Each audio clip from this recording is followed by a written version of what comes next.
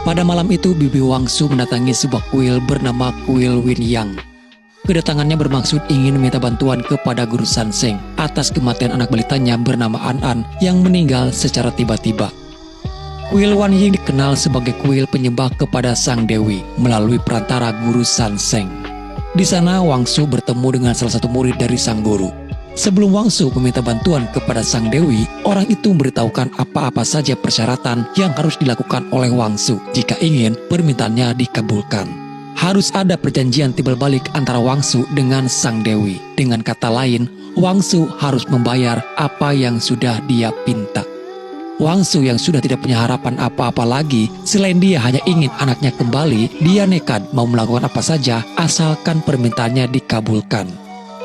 Wangsu memberikan semua uangnya kepada orang itu. Namun orang itu hanya mengambil secercah kertas yang dimana kertas itu adalah surat tanggal lahir atau semacam surat akte lahir. Dia pun lalu membawa Wangsu untuk bertemu dengan Guru Sanseng. Dengan surat akte lahir itu, ritual memanggil Sang Dewi pun dilakukan. Wangsu diberikan sebuah mangkuk berisi darah untuk dia meminumnya.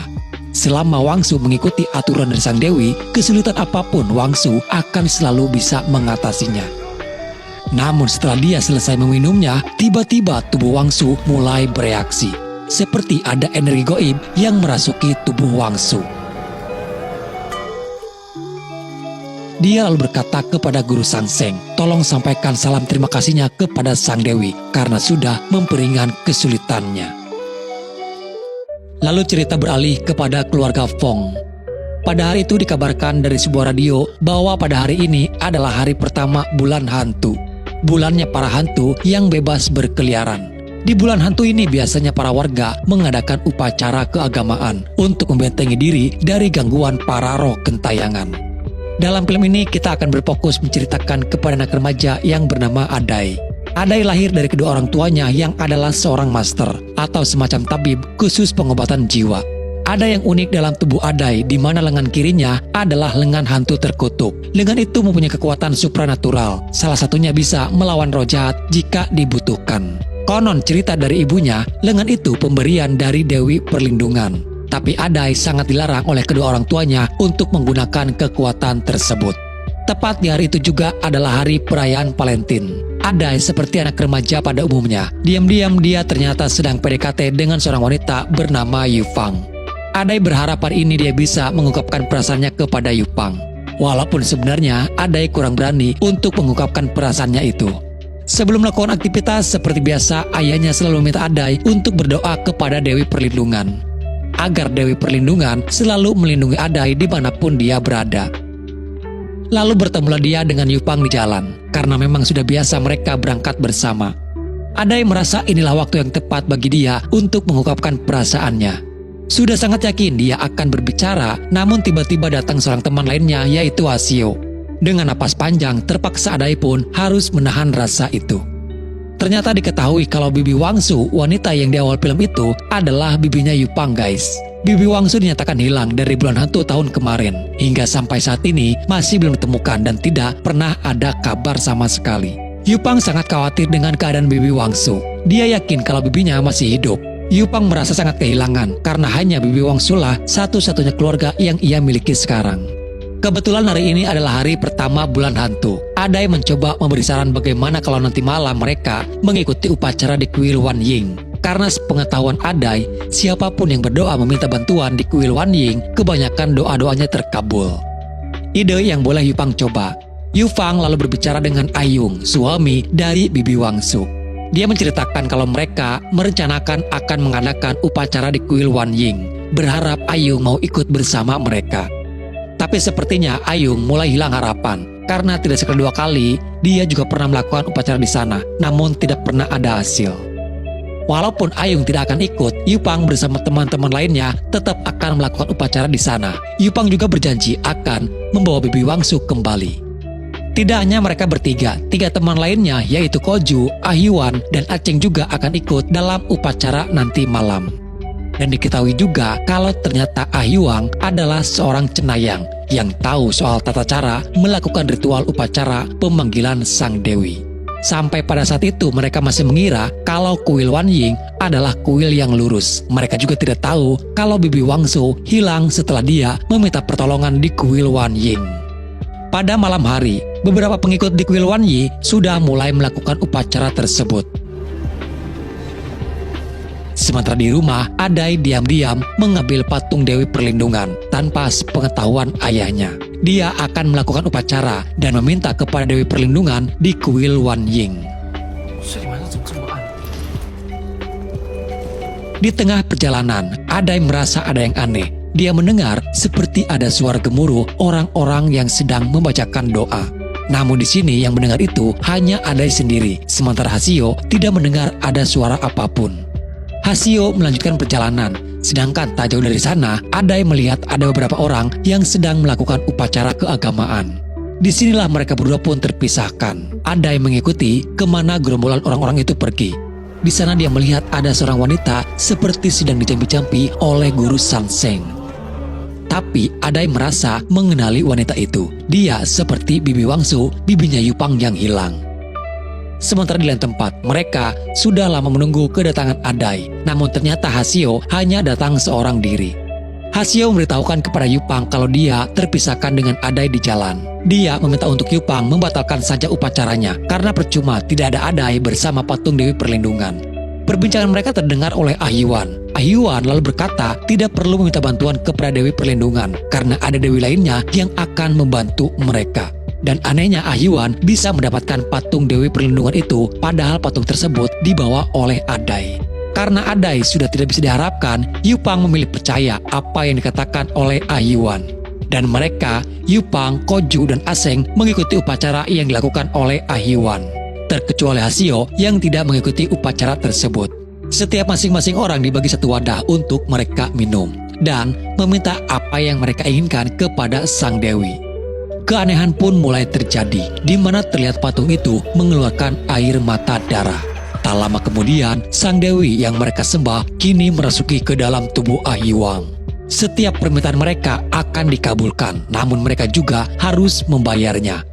Yupang meminta kepada Sang Dewi agar bibinya segera ditemukan dan pulang dengan selamat. Apapun yang Sang Dewi pinta, Yupang akan menyanggupinya.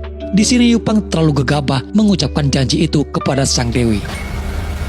Tak lama, keadaan menjadi kacau. Mereka seperti tak sadarkan diri, menyerang kepada Hasio, memaksa dia untuk meminum darahnya.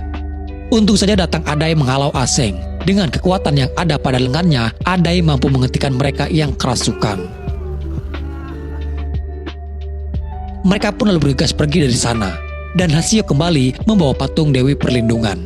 Disinilah akhirnya kita tahu guys, kalau ritual upacara yang dilakukan Ahyuan sebenarnya mereka bukan menyembah kepada Dewi Perlindungan, melainkan kepada iblis melalui perantara patung Dewi Perlindungan yang diselewengkan.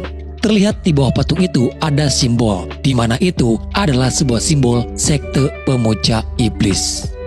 Walaupun Adai bisa menghentikan mereka di sana, tapi tidak dengan jiwa-jiwa mereka. Masing-masing dari jiwa mereka sudah terikat oleh perjanjian antara mereka dengan si iblis. Hasio menceritakan semua kepada ayahnya Adai apa yang terjadi semalam.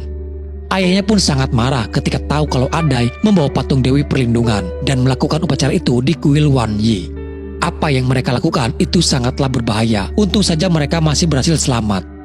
Saat Yupang kembali pulang ke rumah, betapa terkejutnya ia karena di sana sudah ada Bibi Wangsu. Seakan tak percaya ternyata permintaan Yupang dikabulkan. Namun Yupang belum sadar kalau itu sebenarnya bukanlah Bibi Wangsu. Jiwa Bibi Wangsu sudah tidak ada. Apa yang ada di hadapan Yupang hanyalah tubuh bibinya saja yang dirasuki oleh iblis. Sementara itu, kutukan satu persatu mulai terjadi terutama kepada mereka yang pada malam itu terikat perjanjian dengan si iblis. Dimulai keanehan terjadi kepada Kozu yang tiba-tiba kejang-kejang tak sadarkan diri hingga akhirnya dia pun wafat dengan cara yang aneh. Lalu disusul Ahyuan, dia pun sama mendapatkan teror dari bayang-bayang yang terus menghantui dirinya.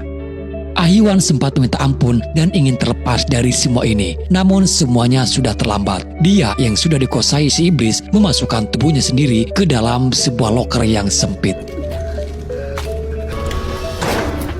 Terakhir teror itu juga terjadi kepada Aseng.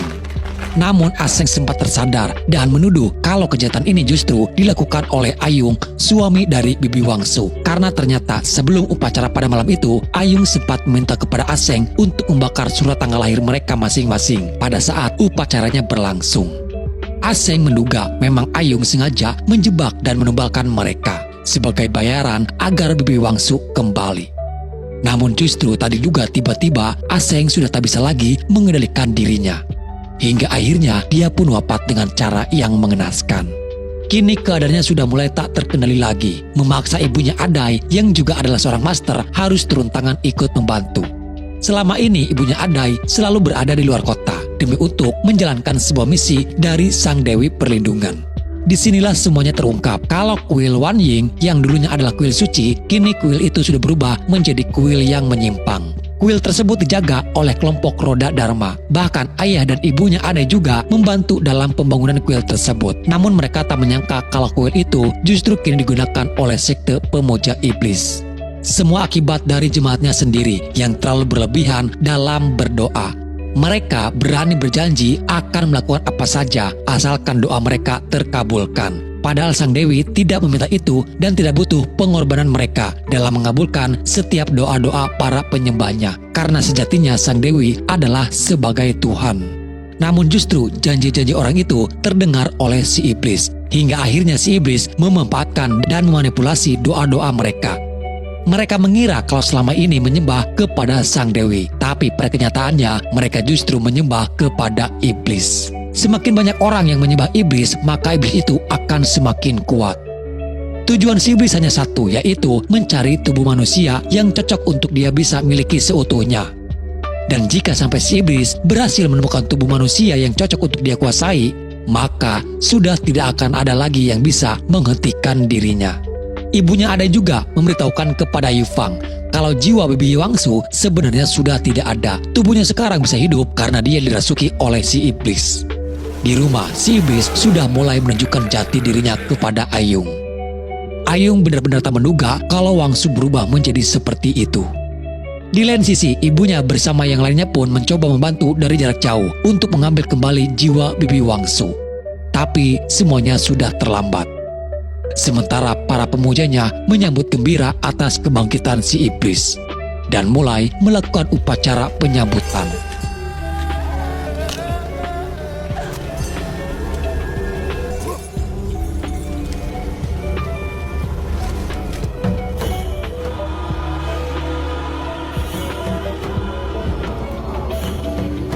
Adai, Yupang, dan juga Hasio nekat datang ke upacara tersebut, berharap mereka masih bisa menyelamatkan Bibi Wangsu.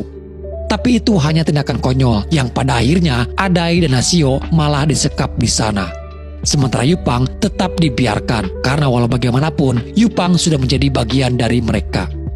Ternyata si iblis sudah menemukan tubuh baru yang cocok untuk dia tempati. Tak lain dan tak bukan adalah tubuhnya Yupang. Si iblis pun mulai mengambil alih tubuh Yupang dan meninggalkan tubuh Bibi Wangsu. Setelah perpindahan tubuh itu, nampak mulai terlihat kekuatan dari si iblis ketika dia menemukan tubuh yang cocok. Semua pemujanya menjadi santapan si iblis pada saat itu. Adai berusaha untuk melepaskan semua tali yang mengikat tubuhnya dan lalu melawan si iblis dengan kekuatan yang ada pada lengannya. Disinilah terjadi pertarungan hebat antara Adai dengan si iblis. Sementara ibu dan ayahnya pun datang. Mereka juga mencoba untuk membantu Adai dengan meminta bantuan kepada Dewi Perlindungan. Namun saat ibunya akan menikam si iblis, Adai malah menghalangi. Adai tahu kalau pedang itu ditancapkan, itu juga akan menewaskan Yupang. Adai akan memilih dengan jalan takdirnya untuk menyelamatkan Yupang. Dia memeluk erat tubuh Yupang dengan lengannya. Dengan kekuatan yang ada pada lengannya, itu juga akan membakar iblis yang ada pada tubuh Yupang. Walaupun Adai dan Yupang harus sama-sama terbakar di tengah kobaran api yang mulai membesar. Dan pada akhirnya, si iblis pun mulai menyerah dan perlahan melepaskan tubuh Yupang.